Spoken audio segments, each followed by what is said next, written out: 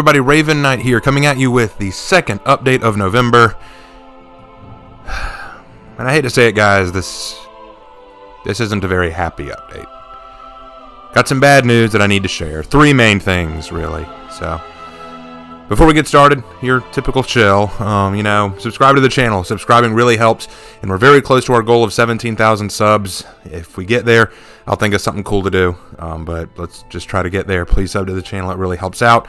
Like the video if you enjoy it, and leave a comment down below. I always read the comments, so please do. It'd be awesome. And don't forget to check out some of my other work, and if you feel up to it, go to the Teespring store, support the channel. Really, it would really mean a lot. Links are all in the description. Feel free to join the Discord if you'd like to be part of the action and get some early updates and get to answer some cool questions that I send out, stuff like that. It's a lot of fun. So anyway, guys, let's get into the good stuff. Okay, so some bad news. Firstly, my friend Hannah, who draws a lot of the art for not only this channel, but for my Teespring store and other things. She draws a lot of chibis for the channel, like the little chibis that I use for some of my response videos. She also likes to draw me as a girl a lot, which is its own brand of weirdness, but it's funny, and I enjoy it. It's fun. But she's a very good friend, has been for years, and her grandmother, who has been suffering with Parkinson's and a myriad of other things recently, she just, as of November 7th, 2021, passed away. Now, for many of us, losing a grandparent is something we've either gone through or understand is hard. I'm not here looking for anyone else saying, "Oh man, I know when that happened to me," or "Oh, come on, I've been through what towards it." I'm not here for that. Just know that Hannah's going through some stuff right now. If you're the praying type, if prayer is something you do, lift up Hannah in your prayer. It would mean a lot to me, and I know it would mean even more to her. My family's praying for her. She's going through a rough time. So just keep her in mind. Eventually Hannah will be back to her old self, I'm sure, and will be making all kinds of new, funny, and creative pieces of art for the channel and for other things. So just keep her in your mind and heart. Nextly, normally I have Thursday nights off because I get to do Bible study, but because Thursday is Veterans Day and we need all hands on deck at the restaurant at Longhorns, they're probably not going to give me Thursday night off, which means I'm going to miss Bible study again, which really kind of sucks. And finally, the biggest one for me personally is I might not get to go home for Thanksgiving. Longhorns give us Thanksgiving Day off, but not the day before or after, and they're probably going to work me the days before and after just because they work me so frequently. So odds are pretty good I won't even have time to drive home to see family. And even if I do, I won't get to stay long and really enjoy it, because right after I get there, I'll have to drive back. I'll have to be ready for another shift. So not a lot of fun. Just not good news to really get this month started, right? Which is a pain. But just keep me, Hannah, and all of us in your prayers and your thoughts. It would really mean a lot. But let's move on to some good stuff, okay? Some good news. Let's get some lighthearted stuff back into it. So get this. Lark is now working on his next Lark's Lamentations, the Brotherhood of Steel from Fallout 4. And I do need to specify that. He's not talking about the Brotherhood from other games, specifically Fallout 4. But he's getting into it, and he has already started collecting footage because he's got some thoughts on the Brotherhood. I know he's excited to work on it. It's going to take some time, as it always does with a Lark's Lamentation, but he's picked it, and he's excited to go forward. Next. The next Heroes in History will be on Kensei, and it is currently in progress. I've actually got all the footage I need. I'm still scripting out the video. I want to make sure that I get all my points as accurate as possible, so look forward to that in a few days, hopefully by sometime next week.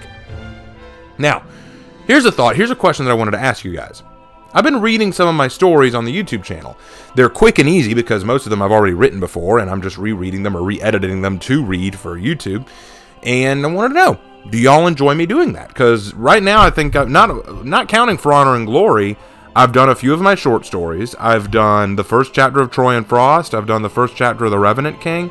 I've enjoyed doing these. Do y'all like hearing me do them? Do y'all enjoy me reading these? Because if you do, I'd love to keep going. But let me ask you a few questions, and you can answer in the comments. other than For Honor and Glory, because I know a lot of you are going to say, oh, For Honor and Glory is my favorite. Okay, that's fine. I'm glad that you do. But other than For Honor and Glory, which one do you enjoy the most? And what did y'all like about it? Did you enjoy Revenant King? Why? Did you enjoy Victorian Frost? Why? Like what stood out to you? Do you enjoy some of my other short stories? Why? Just let me know. I'd love to hear your thoughts. I'd love to hear what you think of them. If you haven't listened to them yet, give them a listen. I'd love to know your thoughts, because I do put a lot of time and effort into my writing. I am a writer, and writing is a large part of who I am. Telling stories, creating characters, doing drama, that kind of stuff. It's my thing. I love doing that kind of stuff. So if you would like to take a look and give me your thoughts, please do. That would be awesome.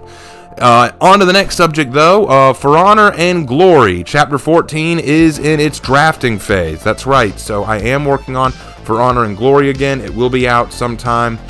I'm hoping, if not this next week, probably not this next week, but maybe the week after next, we will have For Honor and Glory up and ready to go.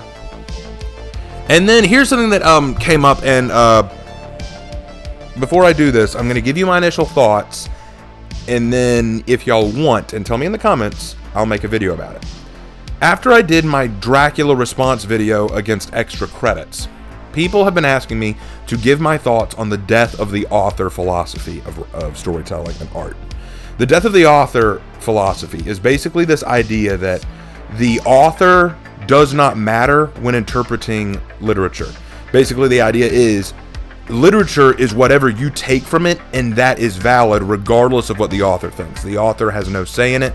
The author has no valid position. And the argument is because you can't know what the author wanted. You have no clue in most cases, and there is some truth to that. So people have been asking, do I agree with or disagree with the death of the author philosophy? And it's hard for me to answer that, because I think there's some merit to the death of the author philosophy. I think that it has some credence, some credibility, but as a general rule, I tend to disagree with the death of the author. I tend to believe in the intrinsic, objective value of literary work from the author's perspective and from an objective standpoint. I do believe that if you look at a piece of literature or a piece of art and decide it's up to interpretation to decide whether it's good, and you throw out the objective standard that an author creates or an artist creates, then therefore nothing can be deemed as bad art. Because by that point, then it's just a matter of polling.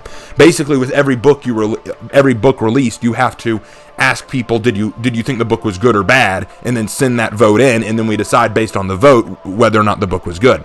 I disagree with that vehemently. I do believe that there is an objective standard to good writing, good art, good storytelling. I believe it does come down to the way the author crafted it. I think that each individual person's response to it is going to be different. Like, for example, I think the Twilight books are terribly written. I think the movies are terribly done. I think the characters are terribly created.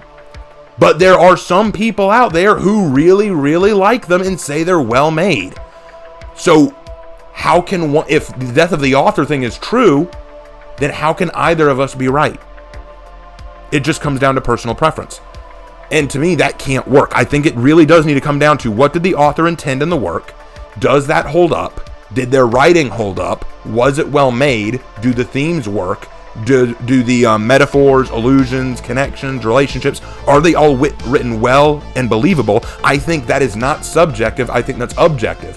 Whether you subjectively like a piece is fine. You're free to like it, but we have to develop an objective standard, and that comes from the author's creation. And I also believe that when you're looking at themes and intentions behind the piece, yes, feel free to share and exposit on your personal beliefs and ideas about a piece. But when teaching it, and that's a big thing, that's what people were getting on me about. They were saying extra credits is just giving us their interpretation. What's wrong with that?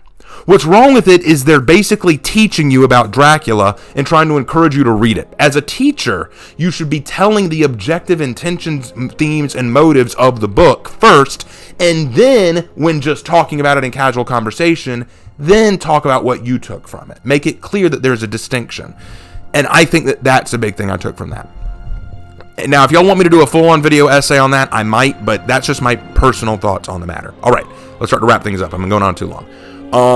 Everyone's been asking me lately, what is my thoughts on the next hero, the next season, all that stuff.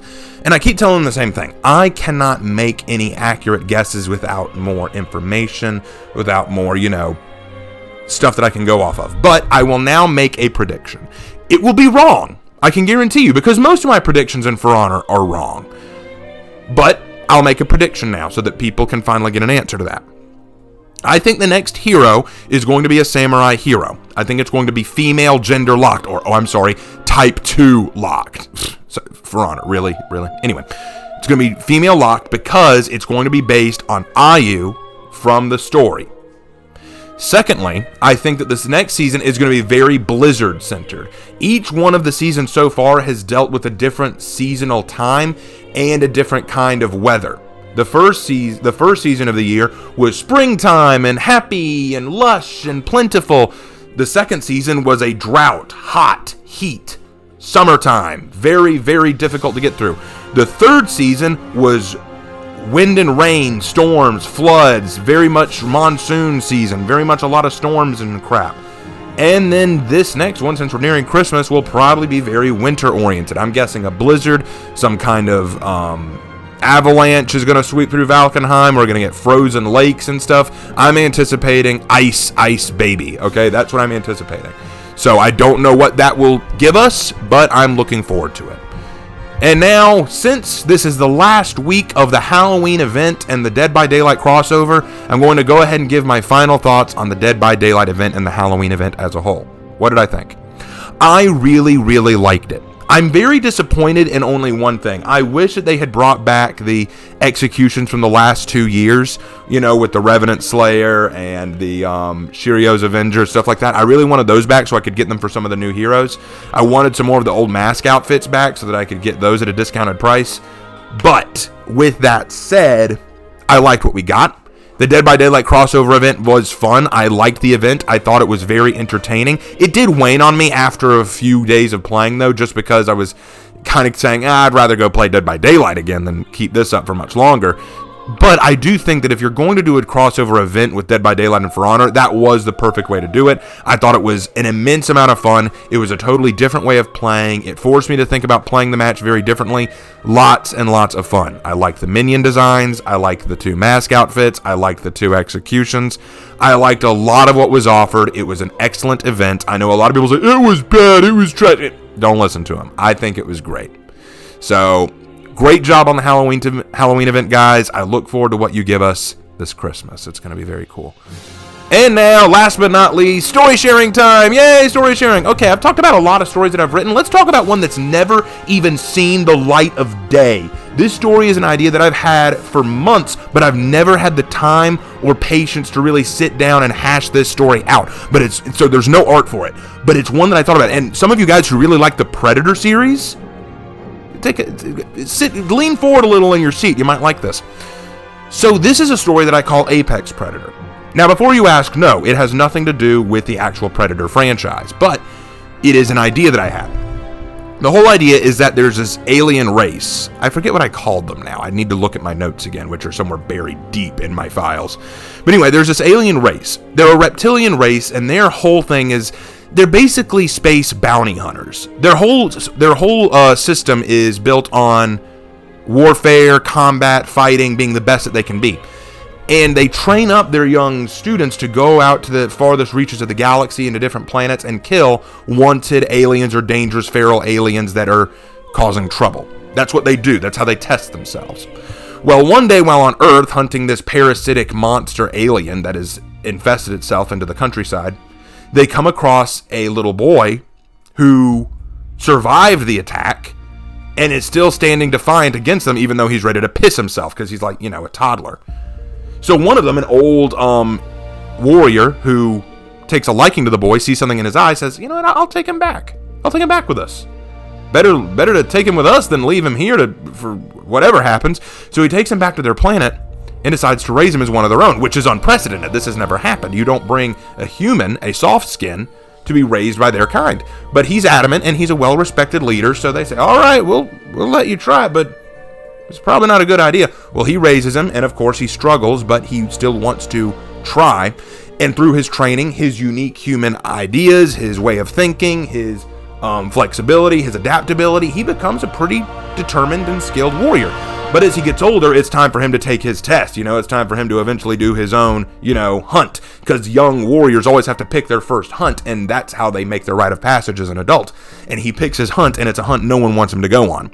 See, he's heard about this space pirate who's planning on mounting an attack on Earth. And he knows, even though he's a human and he's from Earth, and he has no real love for the planet, it's not like, oh, my planet is in danger. But at the same time, it still is home. And a part of him still says, I'd really like to see if I could take this guy down before he causes trouble for my home planet. So he decides that's going to be his mission. So he has to go back to Earth, a world that he almost completely abandoned, to save it. And he's going to see the stark differences between how he was raised and what he's come back to. The story was supposed to be a cool idea for me to dabble in science fiction, dabble in warrior cultures, dabble in honor systems, but also dabble in nature versus nurture. How does it feel for a human who was born on Earth but raised by a warrior caste alien cult? How does that affect them when they're suddenly thrown back into the Earth world? How does that suddenly affect them when they're thrown back into this world? How does it feel being raised in a system of honor and duty and combat, being thrown into the normal world again? Even though it's something he kind of recognizes. How would that feel? What would that be like? It was a very cool idea, but the problem is there's so many ways that the story could go wrong, and so many speed bumps I've hit that I've kind of just let it sit there, and it's kind of in the back of my mind, just always kind of poking me, saying, hey, when are you going to write me? When are you going to write me? Hey, I want to be written. And I'm like, stop it! And it's one of those things. At some point I will write it, and I hope that y'all will be around when I finally do sit down to write it. What do you think of that story? Let me know in the comments. There's a lot I want you to put in the comments, guys, so please hit me with those comments down below. I'd love to hear from you guys. I see that supper is getting ready next to me, so I'm gonna have to get going. Don't forget, guys, to subscribe, leave a like on the video, definitely leave some comments, join the Discord if you'd like. We have some crazy fun over there. I'm not really there as often as I used to, but I do leave announcements, and I do give early access to sneak peeks of what I'm working on, and I usually try to answer some questions if I can, as well as leave some questions for you guys, and donate to the Teespring store. It really helps out the channel. Thank you guys so much, and I will see you in my next video. Take care.